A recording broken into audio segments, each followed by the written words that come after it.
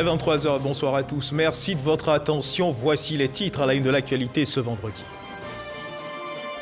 Au terme d'une visite de 3 jours en Côte d'Ivoire, le ministre français en charge du commerce extérieur, de l'attractivité, Franck Riester, dresse le bilan de ces rencontres et les perspectives à venir pour le renforcement de la coopération France-Côte d'Ivoire. Il a été reçu en audience par le chef du gouvernement, Patrick Hachi, ce vendredi 4 juin 2021 en audience.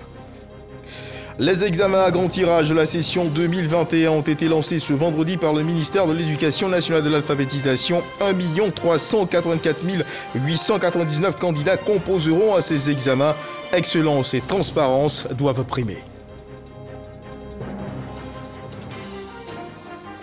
Au Mali, après la décision de la France de suspendre les opérations conjointes avec les forces armées maliennes, le ministre malien des Affaires étrangères a reçu ce vendredi l'ambassadeur de France à Bamako, Joël Meyer. À l'issue de l'entretien, un communiqué a été publié. Le Mali respectera ses engagements vis-à-vis de la communauté internationale. Voilà pour l'essentiel. Oui, bonsoir à tous. En ouverture de ce journal, sachez que le Premier ministre Patrick Hachi était ce vendredi dans la région de Lifou, précisément à Daoukro. Patrick Hachi est allé présenter sa compassion au président du Parti démocratique de Côte d'Ivoire, le PDCI, Henri Konan Bédié, suite au décès de son ami et frère, Konan Henri. Alexis Ouedraogo. Le président Henri Konan Bédié est en deuil. Il a porté récemment en terre son chargé de mission Konan Henri, son ami et frère. Ce vendredi à Daoukro, le chef du gouvernement Patrick Hachi est venu apporter sa compassion. Konan Henri était également pour moi non seulement un ami, mais un frère. Comme le veut la coutume, quand la proximité est aussi grande avec le défunt, dire simplement des condoléances à distance ne sont pas suffisantes. Il faut venir soi-même, physiquement, partager la compassion et traduire de vive voix les sentiments qui nous animent. De retour donc de l'étranger, mon calendrier m'a permis ces jours-ci de pouvoir faire le déplacement à Daoukro. Ce matin, je suis donc venu accomplir, disons, un devoir. C'est traduire au président Bédié et à la famille défunte mes sentiments sincères de condoléances et ma compassion. Informé de ce que je venais, le président de la République, son Excellence le président Alassane Ouattara, m'a également chargé de transmettre au président Bédié ses salutations chaleureuses et fraternelles, ce que j'ai fait. Konan Henri était l'un des fidèles compagnons du président du PDCI RDA. Il est décédé en mars dernier des suites d'une longue maladie. Le chef du gouvernement Patrick Hachi qui a reçu le ministre français en charge du commerce extérieur, de l'attractivité, à Franck Riester, ce vendredi 4 juin 2021 en audience au terme d'une visite de travail de 3 jours en Côte d'Ivoire. Le ministre français en charge du commerce extérieur, de l'attractivité, Franck Riester, s'est saisi de l'occasion pour dresser le bilan de ces rencontres et les perspectives à venir pour le renforcement de la coopération entre la France et la Côte d'Ivoire. Cheikh Koné. C'est une visite de travail de 3 jours débutée au pas de course avec au menu plusieurs rencontres sectorielles, des panels, des inaugurations, des visites guidées de projets financés et réalisés par la France en Côte d'Ivoire.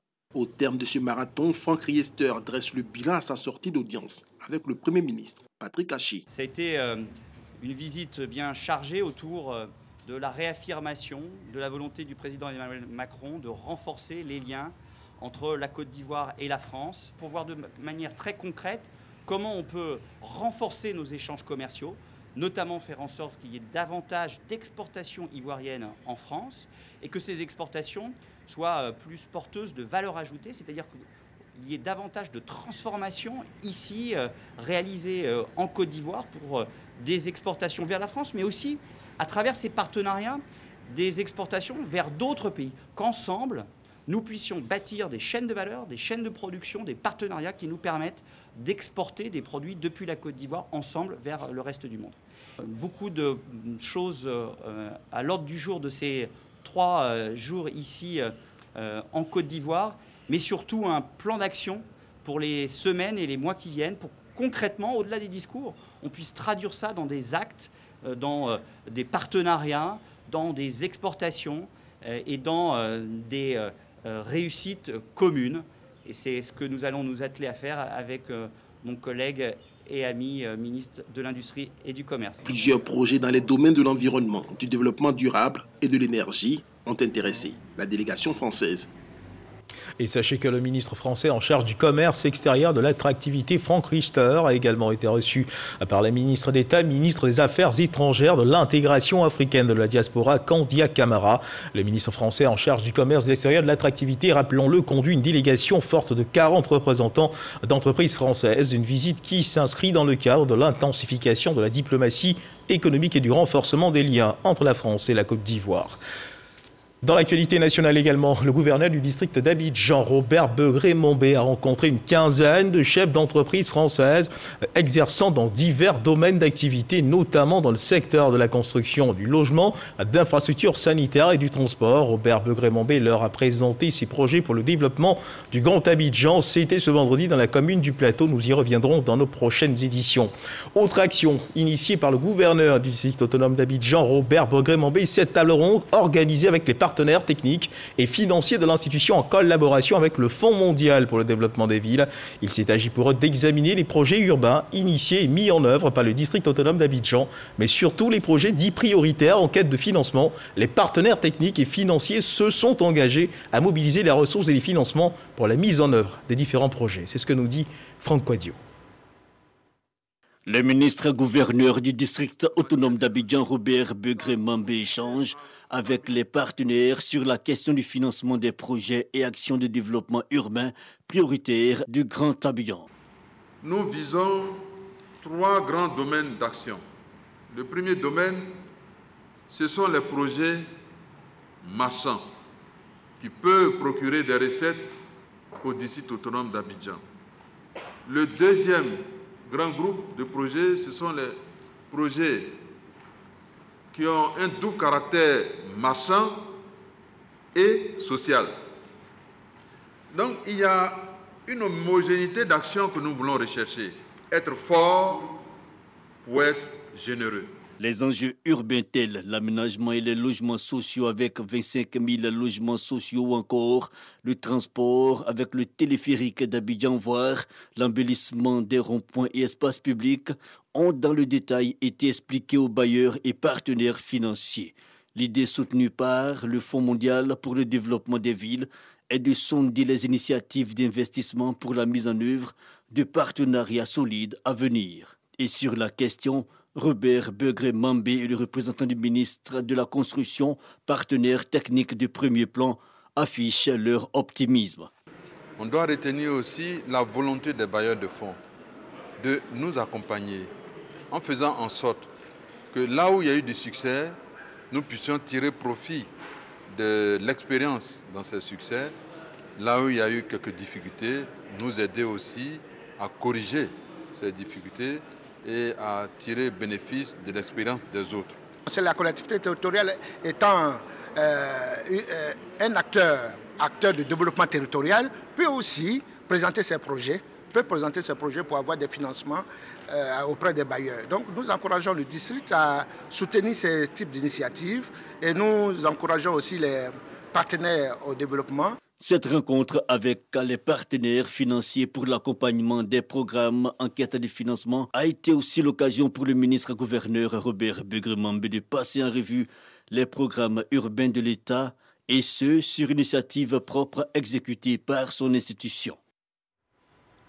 Deuxième titre de ce journal, les examens à grand tirage de la session 2021 ont été lancés ce vendredi par le ministère de l'Éducation nationale de l'alphabétisation. C'était à la direction des examens et concours au plateau. 1 384 899 candidats composeront à ces examens. 562 519 candidats pour le CEP, 509 609 pour le BEPC, 312 771 candidats pour le bac. Excellence et transparence. Voici résumé en ces 2 mots l'exhortation faite par la ministre de tutelle, Mariatou Koné, à chacun des acteurs, directs ou indirects, de ces examens. Les précisions de Jean-Marc Djedji. Le top départ est donné pour les examens à grand tirage, session 2021. La ministre de tutelle, Mariatou Koné, met à la disposition des directions régionales de l'éducation nationale leur cahier de charges et leur dotation en équipement antifraude. Au total, 1 384 899 candidats composeront aux épreuves du CEPE, du BEPC et du baccalauréat après une année scolaire sans perturbation majeure. Il s'agit pour le CEPE de 562 519 candidats. Pour le BEPC, de 509 609 candidats. Et pour le baccalauréat, 312 771 candidats. Avec plus de 16 000 cas de fraude enregistrés et plus de 600 encadreurs interpellés l'année dernière, la ministre opte cette année pour le renforcement des sanctions. Tous ceux qui se rendront coupables d'actes indélicats subiront non seulement la rigueur de la loi, mais s'exposeront à des mesures disciplinaires pouvant aller jusqu'au bannissement du système éducatif. La ministre Mariatou Koné saisit cette occasion pour inviter tous les acteurs des examens à la transparence. À vous, candidats, vous, les surveillants, les examinateurs, les correcteurs, les harmonisateurs, les membres du jury, les membres du secrétariat, les chefs de centre, aidez nos enfants à donner le meilleur d'eux-mêmes dans un cadre adéquat où ils feront l'apprentissage de la saine compétition dont les seules valeurs sont le mérite. Ces examens à grand tirage débutent le 8 juin 2021. La proclamation des résultats des épreuves du CEPE, du BEPC et du BAC est prévue respectivement pour les mardis 22 juin, 6 juillet et 27 juillet à 14 h. Et mesdames et messieurs, il faut continuer de faire attention. La Covid-19 est toujours présente en Côte d'Ivoire. Dans un instant, l'évolution de la maladie.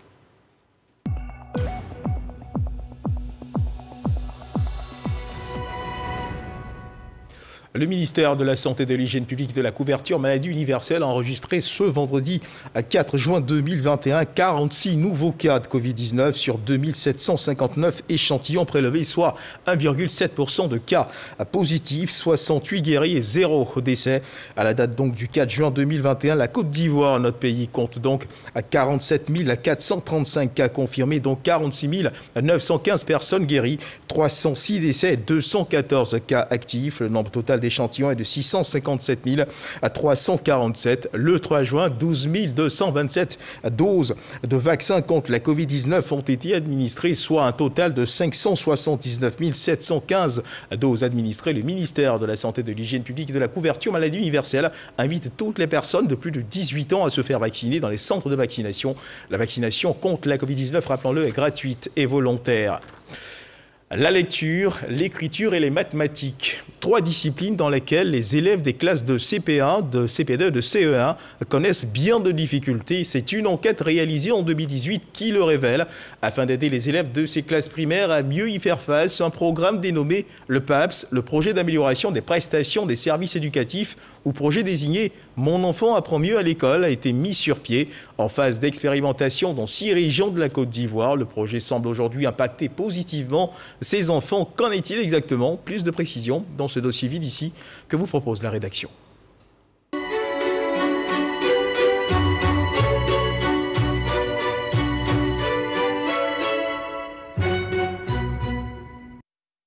C'est la récréation à l'école primaire de Ziasso, village de la sous-préfecture de Bon, dans la région de la Bagou. 15 heures. Passé le temps de jeu des enfants, la cour de l'école devient le cadre de la rencontre entre la communauté villageoise, les enseignants des écoles maternelles et primaires de Ziasso et les acteurs impliqués dans l'exécution du projet d'amélioration de la prestation des services éducatifs, PAPS. Une rencontre sur fond d'échange direct et ouvert que le PAPS appelle dialogue citoyen. Les problèmes liés à la gestion et le contrôle des résultats scolaires sont relevés à partir de tableaux de bord. Nous, les enseignants, nous donnons les cours. Et quand les enfants rentrent à la maison, il n'y a pas de suivi au niveau des parents. C'est un nouveau projet. Voilà, donc nous sommes en train d'essayer aussi pour voir si ça peut changer les choses. Dans l'ensemble, c'est minable. C'est dû à la manière dont l'enseignement est aujourd'hui. Ça veut dire que l'élève doit écrire le « je mange » avec le « G », mange, mais quand il écrit avec le « J », on dit ça suffit. Qu'il a l'intention de l'écrire, donc il le connaît. L'école n'était pas comme ça. Et l'orthographe, où on met ça? Le rapport de l'enseignant à l'élève dans le processus d'apprentissage au primaire pose le problème de la didactique des disciplines. Les enseignants sortis des CAFOP, centres de formation des instituteurs la pédagogie par excellence, n'y sont pas formés et cela apparaît comme une lacune manifeste dans leur pratique éducative qu'ils traînent comme un boulet au pied. Aujourd'hui, le projet d'amélioration de la prestation des services éducatifs au projet Mon enfant apprend mieux à l'école vient combler cette lacune en ce qu'il offre pour le préscolaire communautaire et le primaire un ensemble d'activités visant à améliorer les conditions d'apprentissage des élèves de CP1, CP2 et CE1. Il y a eu des évaluations PASEC qui ont démontré que nos élèves de CP1 jusqu'au CE1 ont une faible performance en lecture-écriture et en mathématiques. Donc si les compétences de base en lecture-écriture et en mathématiques ne sont pas maîtrisées, ça va être difficile pour les enfants d'arriver même jusqu'au CM2. C'est ce qui a fait que nous avons changé. Contrairement aux années antérieures où on n'avait pas le préscolaire, il était vraiment très difficile dans les 6 semaines de préapprentissage de pouvoir vraiment démarrer avec nos enfants qui venaient directement de la maison. L'avènement du projet PAPSE a permis d'aider un peu le niveau des enfants. Les enseignants sont appelés à jouer un rôle majeur dans la réussite du projet Mon enfant apprend mieux à l'école. Pour ce faire, la direction de la pédagogie et de la formation continue, DPFC, procède régulièrement à des renforcements de capacités des enseignants, des CP1, CP2 et CE1 des écoles du projet. Ces renforcements sont même étendus à tous les niveaux hiérarchiques de l'encadrement pédagogique. Les maîtres en bout de la chaîne d'encadrement bénéficient d'un support de travail rénové. Le décodable pour la lecture-écriture et le déchiffrable pour les mathématiques. Nous sommes au niveau du CP2 actuellement. Cette année, l'équipe travaille à pouvoir élaborer le CE1. On espère et on travaille avec le ministère de sorte à ce que le manuel décodable CE1 et le déchiffrable CE1 ainsi que les cahiers d'activité et les guides maîtres soient disponibles également à la même période que ces ouvrages-là. Douasso, village de la sous-préfecture de Gbon, dans le département de Kouto, région de la Bagoué, occupe le premier rang avec 48,6% pour ce qui est des acquis en lecture, écriture et mathématiques parmi les 5 écoles que touche le projet dans cette région. 1, 2, 3, 4, 5, 6. Le petit Nzi en classe de CP1 à l'école primaire publique de Douasso peut compter de 1 à 50 au moins, comme tous les enfants de son niveau qui fréquentent les établissements primaires touchés par le projet Mon enfant apprend mieux à l'école. Policier. Policier. Gombo. Gombo. Policier. Policier. Et l'enfant, avec le décodable, arrive à lire avec fluidité. En maths, le PAPS nous demande que l'enfant explique ce qu'il a fait. Voilà. Il doit nous dire comment il a procédé et comment il sait, comment il a fait pour trouver son résultat. Les 4 autres villages, Timboroni, Ziasso, Blidiemene et Tindara, avec respectivement 41,2%, 40,6%, 37,7% et 37,5%, ne sont pas moins méritants, comparativement à la moyenne nationale qui est de 34,8%. Ces ratios mettent en évidence non seulement l'impact des nouvelles approches et nouveaux outils pédagogiques, mais aussi l'appropriation du projet par l'ensemble pédagogique de la chaîne d'encadrement et toutes les parties prenantes. On a fait une formation en lecture, écriture, une formation en mathématiques. Et on a vu des nouvelles méthodes, tout ce qu'on peut faire pour que l'enfant puisse être imprégné, que l'enfant puisse être acteur dans sa formation. On a essayé de mettre tout cela en application pour que l'éducation en Côte d'Ivoire soit au sommet. Il y a eu une forte mobilisation qui a été provoquée et suscitée par le PAPS. Et donc on peut facilement mettre en œuvre toutes ces pratiques, dialogue entre les parents et les enseignants, entre la chaîne d'encadrement et les parents, parce que nous-mêmes, nous nous déplaçons pour aller dans ces localités, nous rencontrons les chefs de village, les populations et tout ça pour leur porter l'intérêt que présente justement l'école. De la mise en vigueur du projet en juillet 2018 à ce jour, des salles de classe y ont été construites et réhabilitées avec amélioration de l'environnement scolaire, notamment la latrinisation, la construction de pompes villageoises, à l'objectif d'améliorer les résultats d'apprentissage des élèves. Et dans cette même perspective, plusieurs nouveaux centres préscolaires communautaires ont été construits dans les 6 régions visées par le PAPS, entièrement équipés et pourvus en personnel. Ces centres préparent les enfants à intégrer le primaire avec des prérequis grâce à leur niveau d'éveil et d'apprentissage. La communauté en prend grand soin au regard de l'impact socio-économique et pédagogique du projet. On est en train de faire la sensibilisation et puis la mobilisation de la communauté pour pouvoir pérenniser le projet. C'est pour cela aussi qu'on leur demande de mettre en place des AGR, des activités génératrices de revenus qui vont leur permettre de faire face à certains problèmes après le projet.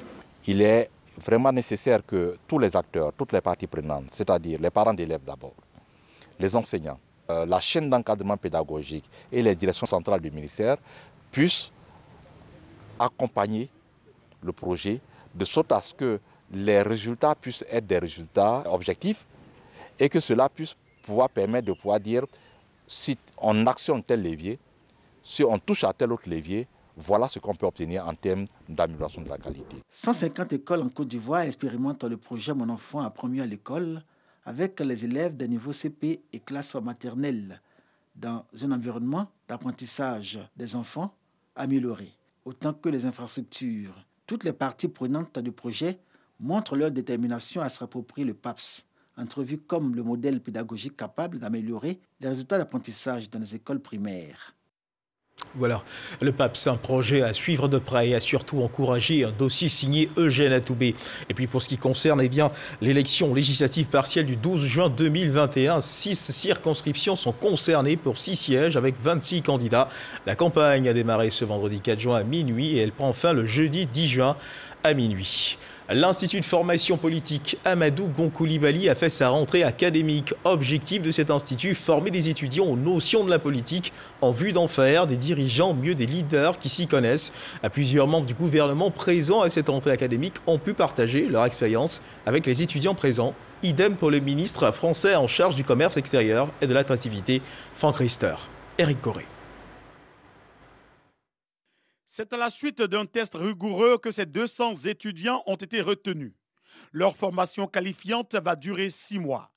Ils étaient au départ 3000 candidats. Pour cette rentrée académique, l'Institut de formation politique Amadou Gon Coulibaly a sorti la grande artillerie.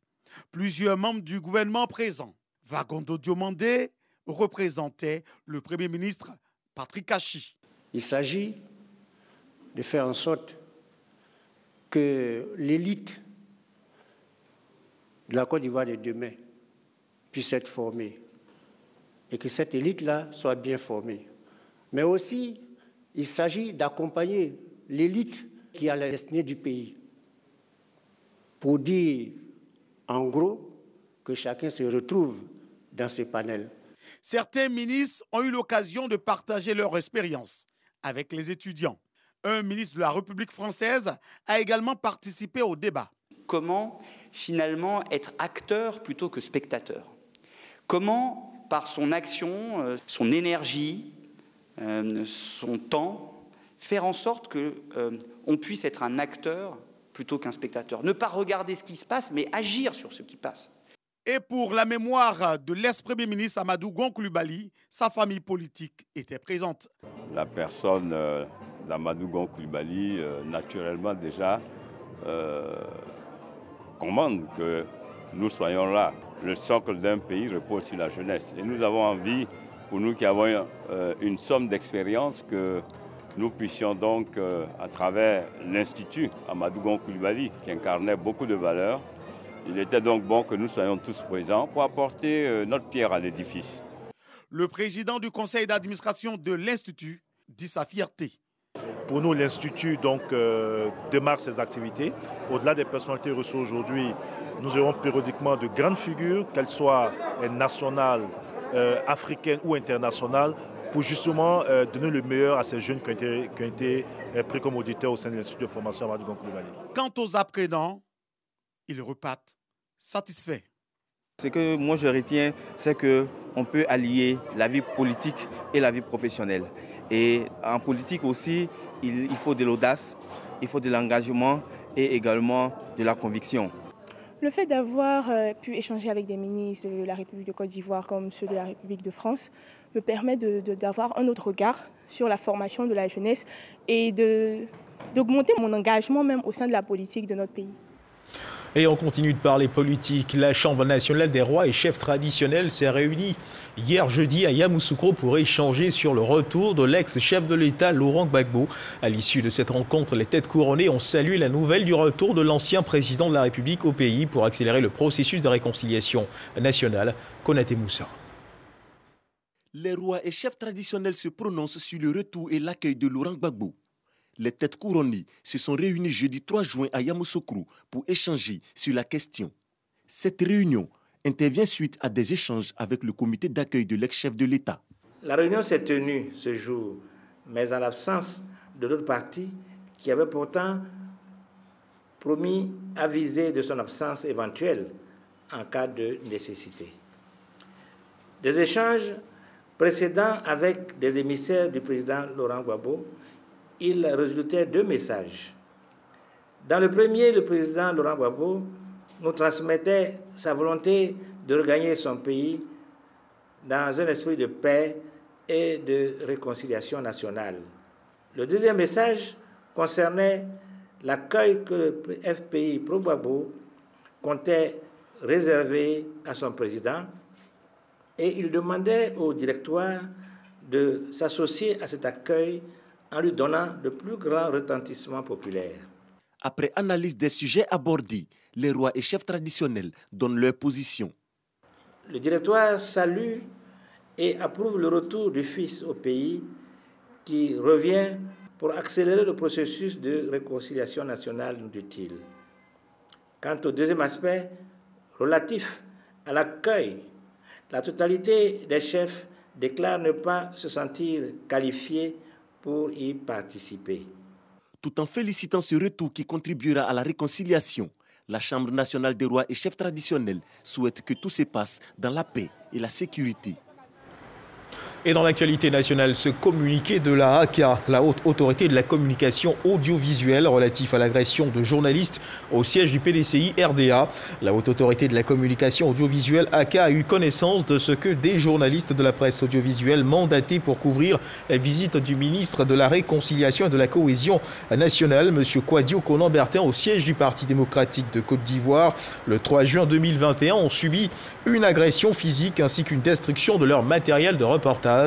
La HACA condamne fermement ces faits d'une extrême gravité qui constituent une atteinte intolérable à l'exercice libre de la profession de journaliste. La HACA, tout en appréciant les regrets exprimés par les responsables du PDCI RDA, en appelle à leur responsabilité et au-delà à celle de tous de veiller au respect scrupuleux de la liberté de la presse.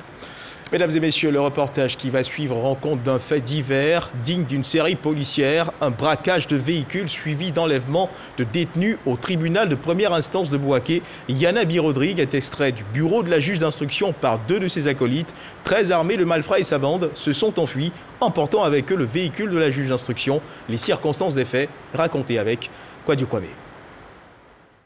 Jeudi 3 juin 2021. Aux environs de 12h30, au bureau d'une juge d'instruction, le détenu Yana Birodrigue, alias Héros GTM, extrait de la maison pénale pour être entendu dans le cadre d'une commission rogatoire pour association des malfaiteurs, vol en réunion avec violence à main armée. Détention illégale d'armes et de munitions de première catégorie a bénéficié de la complicité de 2 de ses acolytes armés d'armes à feu pour s'enfuir avec eux. Il ressort des informations recueillies qu'un magistrat stagiaire et commissaire de police de 2e classe que le détenu sans menottes conduit par un sergent en service au commissariat du 4e arrondissement, détaché au parquet au bureau du juge d'instruction, a été tenu en respect au secrétariat par 2 individus habillés en boubou, armés de pistolets automatiques. Ce dernier a été désarmé. Les personnes présentes au bureau, y compris le conseil du détenu, ligotés sous la menace de leur arme pour organiser leur fuite. Ils ont déshabillé le sergent et habillé le détenu, emportant avec eux le véhicule de la juge d'instruction ainsi qu'une somme d'argent non évaluée et un ordinateur portable. Direction inconnue. Aux dernières nouvelles, Le véhicule de la juge d'instruction a été retrouvé. Le sieur Nyanabi Rodrigue, alias Euro GTM, serait l'auteur de l'attaque de la préfecture de Daloa en 2019, libérant son frère. Il avait essayé une évasion à la prison civile de Daloa, évasion déjouée par les éléments de la garde pénitentiaire. Et en attendant d'en savoir plus sur cette affaire, direction le Mali. Première réaction officielle à Bamako après la décision de la France de suspendre les opérations conjointes avec les forces armées maliennes. Le ministère malien des Affaires étrangères a reçu ce vendredi l'ambassadeur de France à Bamako, Joël Meyer. À l'issue de l'entretien, un communiqué a été publié au moment où d'autres actions sont en cours pour apaiser la situation. Le Mali respectera ses engagements vis-à-vis de la communauté internationale, souligne le communiqué officiel publié à l'issue de la rencontre. Selon le même communiqué, le diplomate français a indiqué que la décision de suspension sera réévaluée dans les prochains jours en tenant compte de l'évolution de la situation. Et c'est sur cette information que se referment les pages de cette édition. Merci de nous avoir suivis. Je vous retrouve demain à 10h pour le flash d'information et à 13h pour le journal. D'ici là, Dieu garde la Côte d'Ivoire.